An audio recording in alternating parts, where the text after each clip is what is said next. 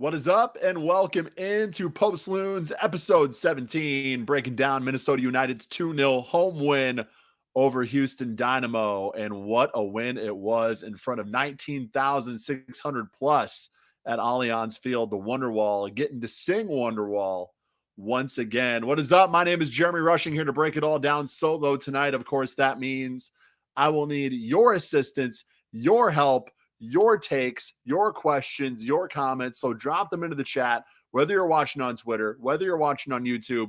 Would love to get your thoughts on the match tonight so I can address those and talk about those on the air as we move forward. Also, of course, got to shout out our good friends over at 9th Street Soccer and Coffee. Big thanks to them for sponsoring Post Loons, and we will tell you more about them as the stream goes on. But yes, 2-0, the final at Allianz Field. Despite the threat of severe weather, the Wonderwall out in full force, and they got their money's worth with another 3 points coming from the Loons at home.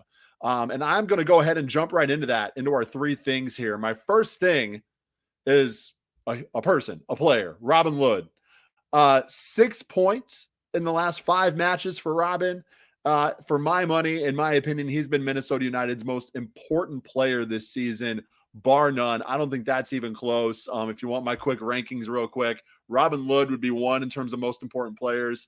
Will Trapp 2, Roman Metnair 3. I think Tyler Miller is up there as well. Honorable mention for him. But Robin Lod, just the way he's played, especially lately, his clutchness, scoring late in matches, although he didn't do that tonight. He scored an early goal, but recently had been scoring more late as well to help either bring Minnesota United level or give them a late lead. He, for me, has been the most important player of the season so far for Minnesota United. He was man of the match, voted man of the match on Twitter. And that, to me, is why he is my first thing for my 3 things. Also, he didn't give up on that play, too. Will Trapp sends a scorcher in on goal. Marriage can't quite come up with it because it's such a hard shot. Everybody else is kind of ball watching, but not Robin Lod. He breaks towards the ball, tucks it away in the back of the net, gives Minnesota United that big early lead. So shout out to him. He is my first of my 3 things tonight. If you have any big things, big takeaways, please drop them in the chat on Twitter or YouTube. Would love to respond to those as we move forward here. The second of my 3 things, Allianz the Fortress, 6-0-1. That is Minnesota United's record in their last 7 home matches. 6-0-1. The Wonderwall in full force has made a huge difference for Minnesota United, for the Loons. And that has been a huge reason why they've been able to climb out of this hole that they've been in. You know, they put themselves in a rut early on in the season. Their home play, their home success, these home results that they've been able to get, that's been a huge, huge reason why they've been able to crawl back into playoff contention. Currently 5th in the Western Conference standings are Minnesota United. Even they haven't played any less games, no games in hand. LAFC has no games in hand on them. They both played 17 matches. Minnesota United 3 points clear of LAFC, but more important, 5 points clear of the playoff threshold. That is where Minnesota United is. 17 matches played, as have the rest of the teams behind them in the playoff standings, and they are 5 points clear now of that playoff threshold. That is absolutely huge, and their play at Allianz, 6-0-1 in their last 7. That's been a huge part of that. And then my final of my 3 things, a clean sheet. After giving up crooked numbers in the last 2 matches, 2 goals each in the last 2 matches, although we can argue it should not have been 2 goals against Vancouver.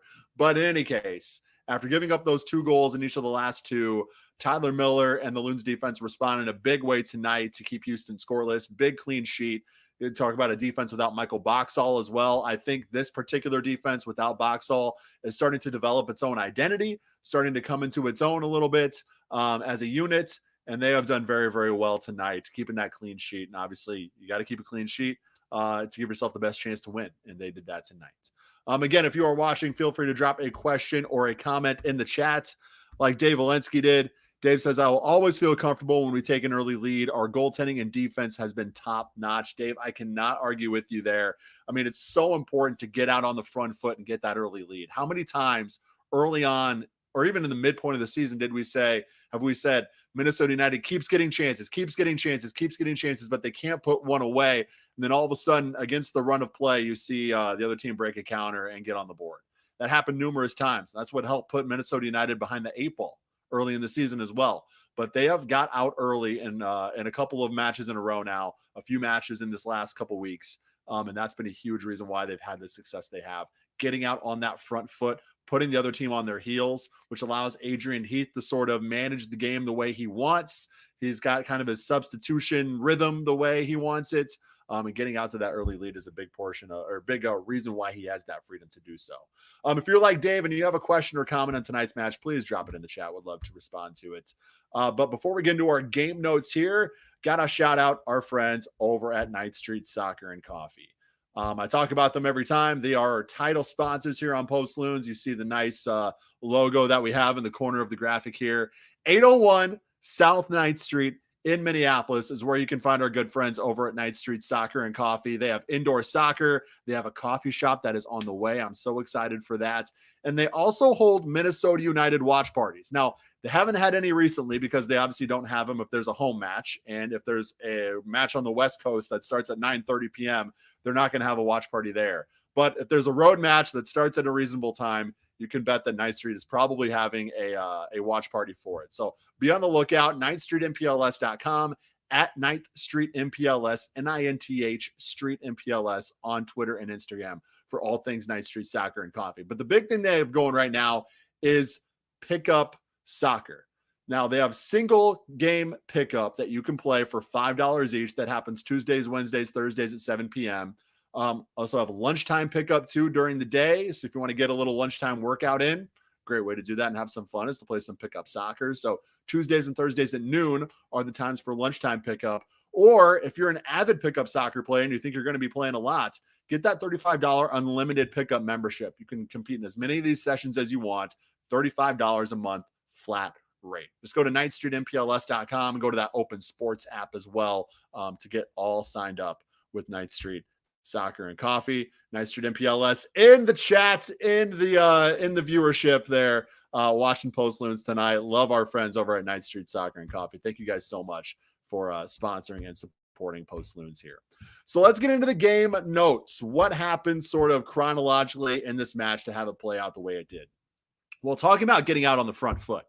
In the first minute, less than a minute in, Minnesota United earns a free kick in a very dangerous spot. And Emmanuel Reynoso, he was on point with his set pieces tonight. Oh my goodness. I cannot wait to go back and watch this and focus on that portion of it specifically. From the free kicks to the corner kick that led to the second goal, Reynoso was locked in on his set pieces tonight. And we saw that less than a minute in. Free kick in a very dangerous spot. And Ray forces that save. I mean, it was a beautiful free kick going to the corner of the net. Marco Maric was called upon very early, did the job to keep the game scoreless early on. And then we had Tyler Miller called upon in the 6th minute, able to easily corral a Fafa Pakul shot there just inside the box. And then the 14th is where we had the first goal.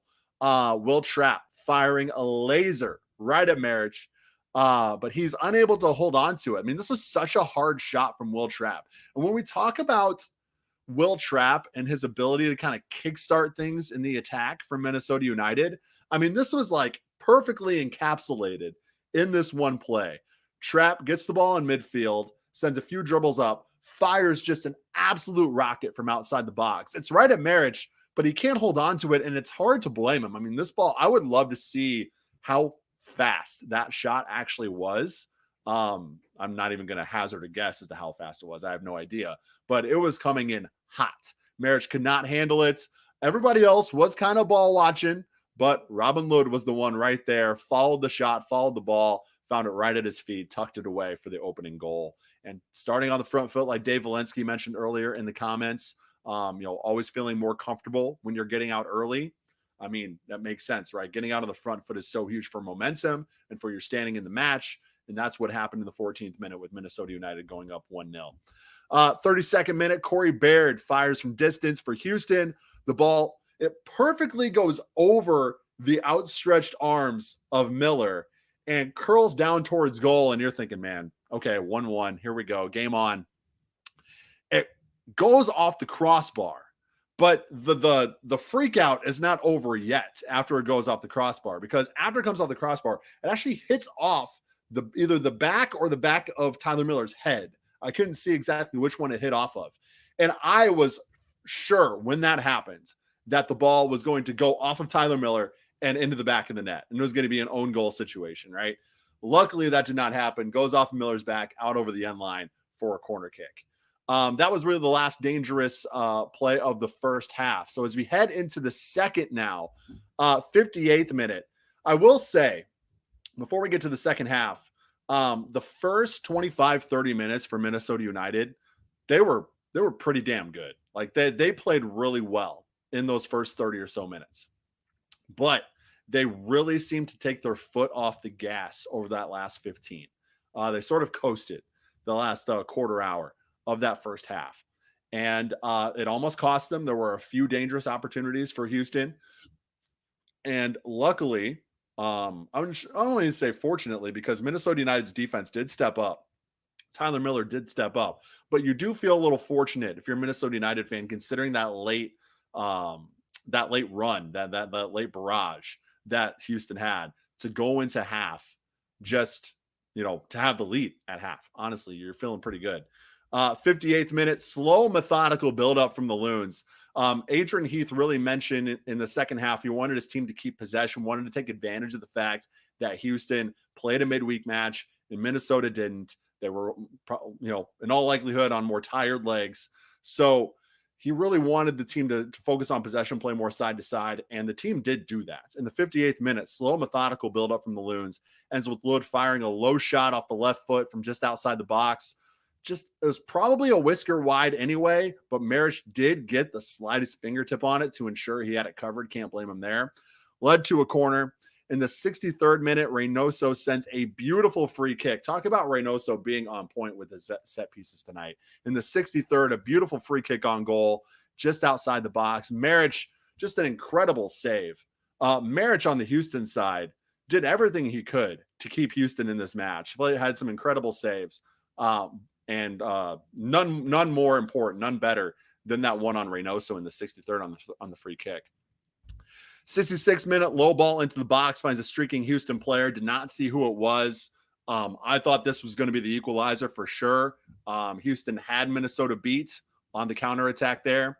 Somehow, though, off that point blank sort of shot from that low ball in the box, Miller is able to get his leg on it somehow and keep the Dynamo scoreless. 67th minute, Nico Hansen on for Adrian Unu. This is what Adrian Heath has shown he loves to do. This is his go-to second half move, to bring on Nico Hansen in for whoever is playing striker. Adrian Unu is the one that's playing striker, especially with Ramon Abula rumors being what they are, and we'll get to those here in a little bit. But it's Hansen for Unu, and it's moving Robin Lod from the right wing to the number 9. Is Adrian Heath's second half move, and it has worked wonders for Minnesota United in the 2 to 3 weeks that he has done this. 71st minute, Ethan Finlay goes just full and one mixtape on a Houston defender, getting in the box and forcing a corner. And on that corner kick in the 72nd, a beautiful ball in from the corner from Reynoso finds the head of Coleman, who just excellently flicks it into the corner and doubles the Loons lead. Brett Coleman has been sort of an unsung, under the radar asset for Minnesota United, especially in the absence of Michael Boxall. He has, been in the starting 11 for most of the last few weeks, and he has done really, really well in that role. And he played a major, major role there tonight, obviously getting that second goal and sort of putting the match out of reach at that point. 79th minute, another sub for the Loons. Juan Agudelo comes on for Robin Lod. Agudelo with a great, I was looking at this because it's hard to see exactly, unless you really are a big soccer mind. It's hard to see the impact that Juan Agudelo brings when he's on the field. James Hargrave and I have talked about this. Sam from Pod on Loons and I have talked about this. Even Grant from the Dummy Run podcast and I have talked about this. But Minnesota United seems to do well when he comes on the pitch, right? He has a great plus minus. I believe he has a +2 or +3 plus minus on the season when he's been in the match. So he's obviously, influencing the game in a positive way, if at all. So I don't mind the Agudelo. I think I was pointed to the fact that he does make some really good runs that pull defenders out of positions that have led to Minnesota United goals on numerous occasions this season. So yeah, 2 weeks ago, I would have been a little bit head scratching, when it comes to the Agudelo sub, but I think I get it a little bit more now. And obviously that plus minus is, a good factor of the quality that Agudelo brings. Nothing down the stretch. Minnesota United locks it down, battens down the hatches, and ends up with that big 2-0 win. A lot of good things happening. I do want to quickly, though, before we get into more questions and comments, want to talk about the Ramon Abula situation. So it came out earlier this week from Sodas11 on Twitter. This is a guy who has an inside source with Minnesota United. Don't know obviously who that source is, but he's very plugged in to Minnesota United. And he has actually broken a lot of news, a lot of moves that the Loons have made before they were announced, before anybody else had the scoops on him. And from what I have seen, he has been correct 99.9% of the time. I've actually never seen a time where he's been wrong. And earlier this week, he broke some news that said that Ramon Abula was being sort of, for lack of a better term, traded to DC United, that he would see out the remainder of his loan from Boca Juniors with DC United, that Minnesota United would be moving him. And that Boca Juniors had sort of agreed that, he can be moved in his loan. Andy Grader from the Pioneer Press, one of, if not the top Loons reporter that there is, had reached out to his sources, and his sources said, no, that's not happening. We're not going to do that. And so Sodas11 came out on Twitter, said, hey, sorry guys, my source and I jumped the gun on this. We put stuff out there, I guess, before we probably should have. And that's when things got a little sideways. There was one individual, I'm not going to name him by name. He came out on Twitter and basically called this Twitter account out for posting false information, saying, why would you post this before it was, if it wasn't confirmed? When this was really the first time that particular account, Sodas11, had gotten something wrong, at least from what I've seen. And in my opinion, I didn't think that was necessary from the get-go. But today, actually, news is actually coming out from Argentine sources, and MLS News on Twitter has actually sort of echoed that report, saying that no, this is happening. Ramon Abula will be moving from Minnesota United to DC United. So even though Sodas11 was wrong, he's actually going to turn out being correct. I think it's a lot of vindication for Sodas11. This is a very pro Sodas11 podcast here, post Loons. So very happy to see that. Hopefully an apology or two are thrown his way when all is said and done. But yeah, it looks like Ramon Abula is heading to DC United to see out the remainder of his loan from Boca Juniors. So interesting there. Interesting to see when that actually becomes officially official. But there's a lot of news sources, especially Argentine news sources, that are sort of putting that information out there now. All right. So moving forward for Minnesota United, let's talk about this, because this team is rolling right now. Not only are they 6-0-1 in their last 7 at home, they've only lost one match in their last 13. You talk about where they started. Minnesota basically needed this run to crawl out. You're right. I mean, if you're looking after that losing streak, they're going to probably need to win, something like 12 out, or they're going to need to,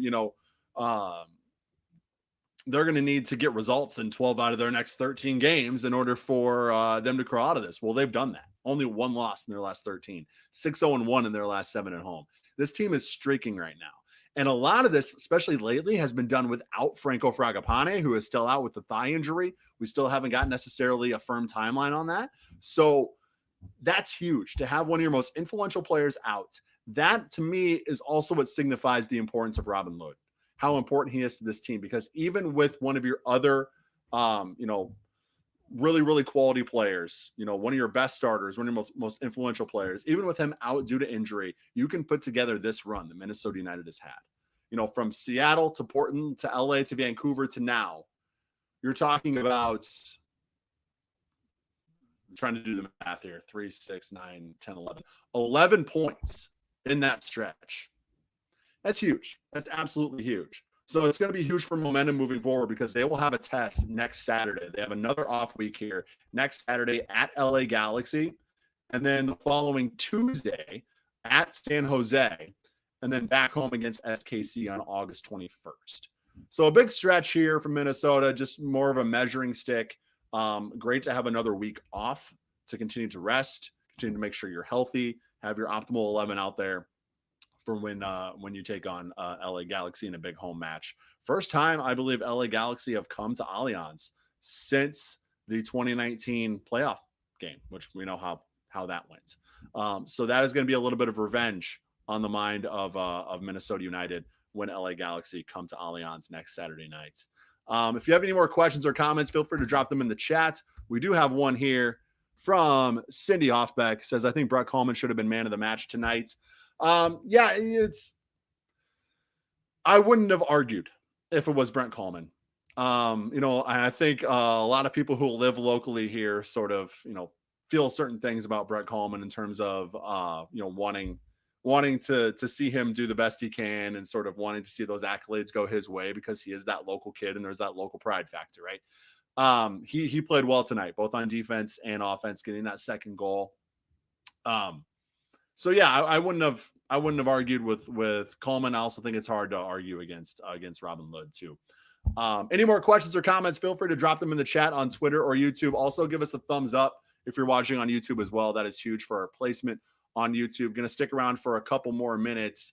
Want to talk about some of the other things happening tonight in the world of Minnesota / Wisconsin soccer. Forward Madison, the Mingos are currently in a lightning delay down in Omaha. Down 1-0 in that one. So something to look out for there if you're still kind of itching, still got the soccer itch at 9:30 on a Saturday. Head over to ESPN Plus and see if Forward Madison is back up and running in that one. So we got our Talking Flock podcast to go along with that Forward Madison news. So Rob Chappell from Madison 365 and I every Monday talk about Forward Madison, all things Forward Madison. So go check us out. You can, check out the podcast anywhere you get your podcast. Just look for Talkin' Flock. You can also follow us at Talkin' Flock on Twitter. But yeah, Forward Madison in a lightning delay down in Omaha right now, down 1-0 to Union Omaha. If there are no more questions, no more comments on the stream, we will probably get on out of here then. Enjoy the rest of your night. Obviously a big win. Crank Wonderwall in your house. Do whatever you got to do to celebrate. Another week off for the Loons. But like I said, back at it next Saturday for a big revenge game back home against LA Galaxy. Maybe they can avenge that 2019 home playoff loss as they welcome the Galaxy next Saturday night. We will catch you then. Until then, have a good week. I'm Jeremy Rushing. This has been Post Loons.